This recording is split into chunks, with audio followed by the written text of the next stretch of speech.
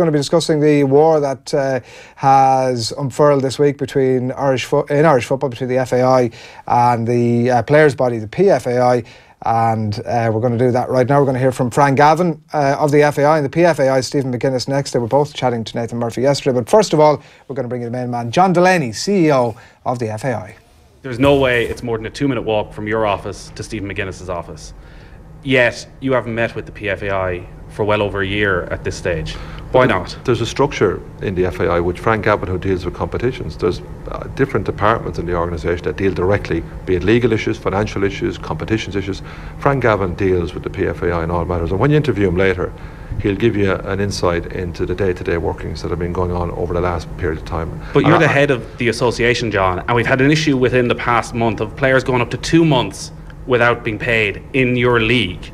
Is that not a stage where you have to sit down, where your leadership is needed to step in with the PFAI? Which we did with the clubs. So we sat with Limerick and we sat with Bray, and all the players are now up to date. Just like I sat with Joan Martin about the redevelopment of the stadium in Drogheda, like I sat with Tim Lucy down in Cork about the Glanmire project, and we sit with DCC about Dalymount Park. They're the big strategy things that come across my desk, and there's not a day that I don't deal with a League of Ireland matter. But the structure of the organisation on operational matters, that's Frank Gavin's job to do, and that's what he does, and he'll outline that to you when he sees you later. But from a purely player's point of view, they have chosen the PFAI to represent them. Are you willing to talk to the PFAI? And we have a structure where Frank Gavin, who's our Director of Competitions, deals directly with the PFAI, and that's the structure. But are there not certain issues, when players are going 2 months without being paid, having to pay for their own operations, that's a time where you as the CEO have to step in? That's when we stepped in and we dealt with Bray and Limerick directly, and as of today, there is no players' wages outstanding. That's the most important point to make. And if you look at last year, the salaries were nearly €6 million. The players, all paid. Licensing in general has been very good for the League of Ireland. Nothing, like I said earlier, VAR has had its issues in football. Licensing is not something that you say it's going to be 100% perfect, but it's done well for the league. Would you accept then there's a communication issue? And if you look at the industry over the last 3 years, the league clubs have generated €50 million. Okay, so it's an industry that we want to grow, but there's a structure in the organisation to deal with all these things. And when you speak to Fran, he'll outline to you in detail how that's going on operational level. My role is to deal on strategy, like Drogheda United, like Dalymount Park, like Glanmire. And the biggest issue, for the league going forward from the FAI's perspective is the structure that will run the league going forward. And we've been sitting with the clubs for a period of time, and we want an answer to that by December of this year, so we can set out the strategy for the league going forward. This is the hybrid system that's been much mentioned, that both the clubs and the FAI run the league together. So handing some of the power back. Yeah, absolutely, and doing it in partnership together. And that's something that we would like the clubs to kind of come to a position with us by the end of December. That's the biggest issue for me at the moment.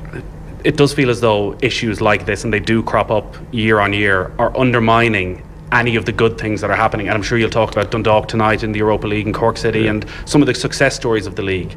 But these stories, they're what end up on Liveline, the players not being paid, that all the good things that are happening are undermined by this. So is it a communication problem that you're not getting the message across, that you're dealing with the issues at Bray and Limerick? And why aren't the PFAI involved in those negotiations when you're talking with Bray as well? I think why hasn't that been fed back to the players through the PFAI? See, we deal with the clubs directly, and Fran deals with the PFAI. That's the way it cuts, and that's the way it works.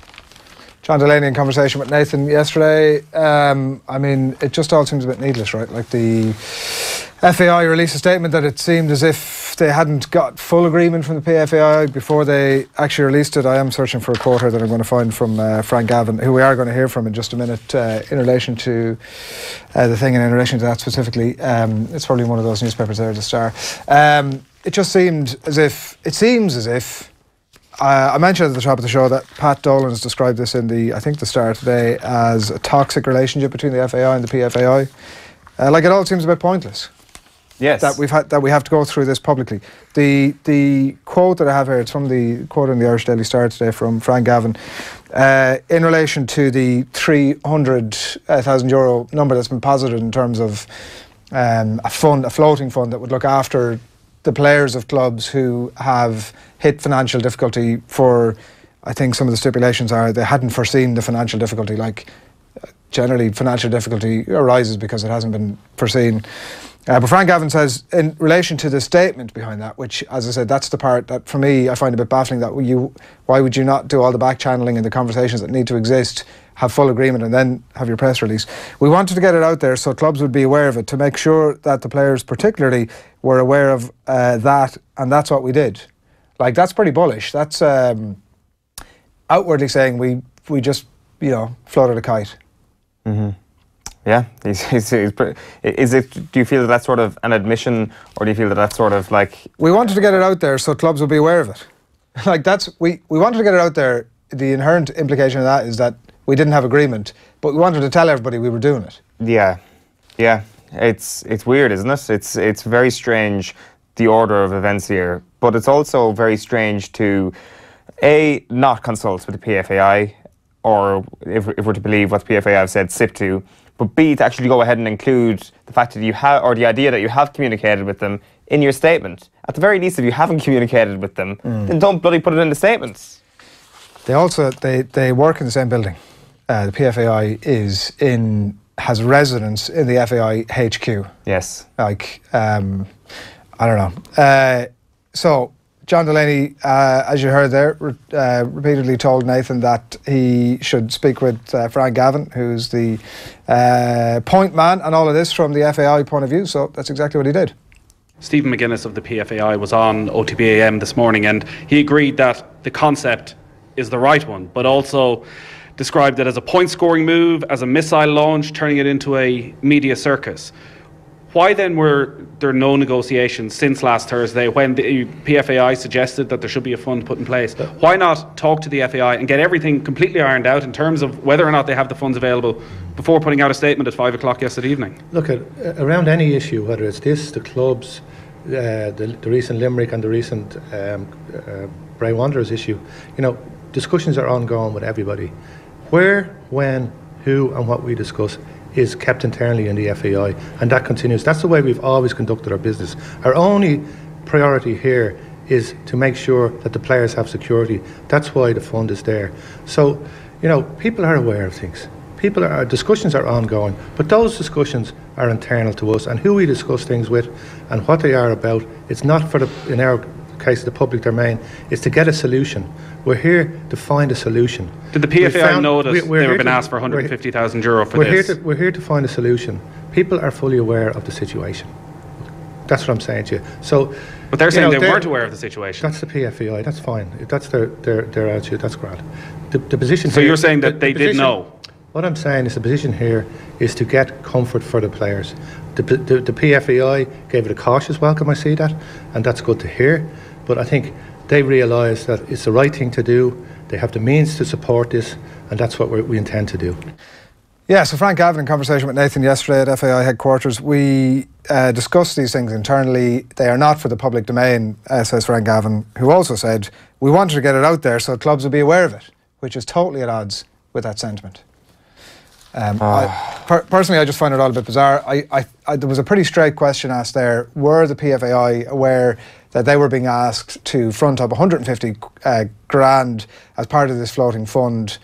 And Frank Gavin alludes to the fact that they were aware of it without actually saying that they were in agreement with it. And I mean, if it's actually such a small, that aspect of it, if everybody's in agreement that, like, how frequently do you get two sides of an argument in Irish sport that are in agreement that the concept is good, but yet it still manages to fall down? That's the incredible thing of this for me, that both sides are saying, geez, this is a pretty good idea. Like, it's also, I think the overall point here is the FAI are obviously hinting that, is it FIFPro that the PFI get a lot of funding from? Yeah.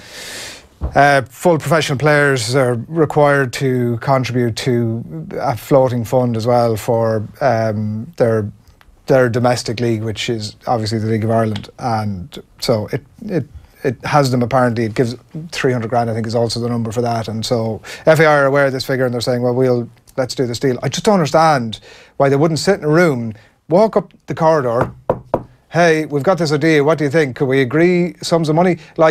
And also, why do the FAI require the PFAI to match their fund for it? Yeah. Because 150 grand in itself is not a small amount of money, and would actually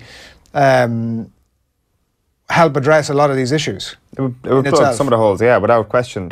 I just genuinely feel that, like, and I don't want to kind of be an FAI sympathiser here, but I genuinely feel that this was a lack of awareness on the FAI's part, that this was deliberate. Like we were discussing this on yesterday morning's show. Why did this statement come out the night before John Delaney and Fran Gavin were before the press? It's because they genuinely thought this would bring them good press. They didn't bat an eyelid at the idea that the PFAI would be angry about this. Or that they hadn't even been contacted about this. They thought, here's 300 grand. This is going to be great. The media day tomorrow is going to be a resounding success because we're putting up 300,000 euro for the players. It's a good call. The Limerick and Bray questions are going to be irrelevant now. And then they go to bed and they wake up and they're like, oh shit. It's a good call, but somebody in that conversation surely goes, like, does it matter that the other side haven't actually agreed to this yet? But that's what I'm saying. It's just a pure lack of awareness. I'm not sure if I'm doing the FAI too much of a service or too much of a disservice here, but they just didn't see that coming. They genuinely didn't believe that would be the case. That they were, to a certain extent, that they didn't see it was a problem. Right. Final note on this one. We had Stephen McGuinness, as Owen says, on OTB-AM yesterday morning, and then obviously events ensued following that. So it was right and proper that we caught up with Stephen again. He's the head of the PFAI, that we would catch up on again post those John Delaney and Frank Gavin conversations. So again, that's what Nathan did yesterday. It's interesting, like, when I came into the building first, you could contact John Delaney directly. I could contact John Delaney directly on issues that you know would be big issues. So whether it was back in the day where players at a Dublin Super Cup, there was an issue on appearance fee and it was going to be a big issue, you contact John Delaney direct and the issue would be resolved, or he'd come back to you. So you would have that working. As time went on, that sort of went away a little bit, and after the Women's International, we were given correspondence to us saying that all discussions in relation to the FAI must go through Fran Gavin. That was what we were told. But to be honest, I ain't going to be dictated to by anybody to tell me who I can and can't contact. If I want to contact, I'm CEO of our organisation. If I want to contact John Delaney, I'll contact John Delaney. If he decides that he doesn't want to respond to me, that's his decision. That's ultimately his decision. But from our point of view, we have always communicated with the FAI on anything that we've done. We've always kept the communication lines open. It's their decision as we sit right now to decide that they don't want to do that, and they don't seem to want to deal with us direct. No, John Delaney, we asked him about that. Does he feel for such an important issue that maybe he should intervene and get involved? He seems happy to let Fran Gavin take the lead, that this is a League of Ireland issue, that he's the director of competitions, this is his job to deal with situations like this, and that keeping going down that route is the way to go. Do you feel that the only way that this gets solved, that somehow the two organisations can start working properly? Because the one thing that everybody says, and whether they're platitudes or whether there's a real deep belief, they want the best for the players, they want the best for the league. Of course. Do you need to sit in a room with John Delaney and argue it out, trash it out, and somehow come to an understanding? I think that's clear, Nathan. I think that's clear. That has to happen. I think we're open to it. I think Fran has a role to play as director of competitions, but I think this is above that now. I think we're at a situation where when there's funds of this nature being set up and when there's been issues for so long now, I do think it is John Delaney's time now to come to the table and say, look, guys, we all need to get on here for the better of the game, for the better of the players within the game. We all have to have a good working relationship, which was in place. Like, it's not that long ago where we were working together, but obviously that has broken down. I said to you, since April 2017 I've seen it get gradually worse to the point where we are today. So look, we're open to it, and we always have, and we'll always keep communication lines open. But it is very difficult. Like, I've reported last week, 7 meeting requests to come and meet. It's just about basic issues in the league. Like, I think there's a point where John Delaney has to get involved when you have 20% of the players in the league not being paid their basic salary. That's the reality of it. 2 of our top 10 teams couldn't pay wages, and at some stage in the past, John Delaney would have played an active role in this and worked with the PFA to resolve issues, and that unfortunately hasn't happened for quite a while. And as I said to you, we're more than open to discuss it. Finally, if the concept of this fund is the right thing, and if the way the FAI want to go down is with the PFAI contributing, are you going to put this proposal to your members? I think to do anything like that, Nathan, I think you have to get the detail first. I mean, it's very difficult for us to put anything to the members based on a press release from the FAI last night. So if there's anything that if the FAI put the plan in front of exactly how it's going to work, the ins and outs of it, I think we can then discuss with the relevant people within our organisation, the management committee and the players, to discuss it more. But at the moment, it's very difficult to do that when you don't have any detail about a press release from the FAI last night. Yeah, I think, to be fair, what Stephen McGuinness is saying there is, I don't want to go to my members and ask them to stump up 150k. I think that's the short story. I just don't understand why people can't get in a room, and like, one side of the debate is going, I'm not even going to sit in the room with you. I'm going to send this other guy to do that. Just like square off 2 hours of your time and go and have the conversation. Hear someone out. Try and, you know, even if, like, that's the key to. I just don't actually quite understand it. I don't quite understand why you wouldn't just sit in a room and go, okay, this guy is tasked to do that, but we've reached an impasse by all of our doings, and so let's all sit in a room and solve it, rather than he said, she said, over the public airways. Yeah. I mean, as much as we all love that. Yeah, like when McGuinness was on with us yesterday morning, he said he hasn't met with John Delaney in a professional capacity in 2 years, and he was saying it there as well. Yeah, like, but that doesn't really need any conversation around that to kind of hammer home. Presented without comment. Presented without comment, I think is what I want to say there.